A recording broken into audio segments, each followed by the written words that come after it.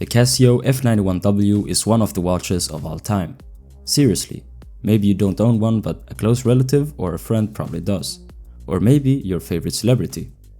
It's the watch that made me interested in watches in the first place, when a video about it got recommended to me almost 3 years ago when I was browsing smartwatches.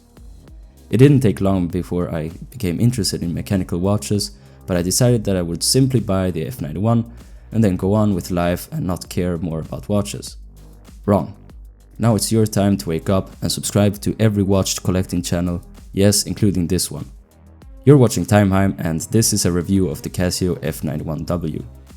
The Casio F91w shows you the time, has a stopwatch, and a horrible light to read the time in the dark, and you can set an alarm.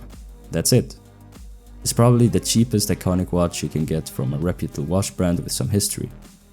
The case is made of resin and has a size of 37.5 by 34.5 by 8.5 millimeters. Forget the numbers, anyone can wear this watch as it's rather small. I'd maybe even say that if your wrist is larger than like 18 centimeters or 7 inches, maybe consider something bigger. The case back is made from stainless steel, which means less plastic is in direct contact with the skin, but for me this only holds up in theory. Because unless I wear the watch very tightly, the two main contact and pressure points are on the sides of the wrist. But don't worry, this isn't uncomfortable in any way. The watch is slim, lightweight, and it's a digital quartz watch, which makes it perfect for sports. It's rated to only 30 meters of water resistant, which means it's only splash resistant, but I've gone swimming with it and it's no problem at all, as long as you don't use the buttons under the water. Something that confused me when I bought the watch, that I haven't seen anyone talk about, is how the case is supposed to be matte and texturized like the band, while in many pictures, and even here in my video, it looks glossy. Well, that is from wearing it. Every time you put on a shirt or a jacket over the watch, every time you touch the case, some of the texture is worn off. So eventually you will have a glossy case with some deeper scratches that you get over time. I've even seen pictures where the shape of the case has become much rounder.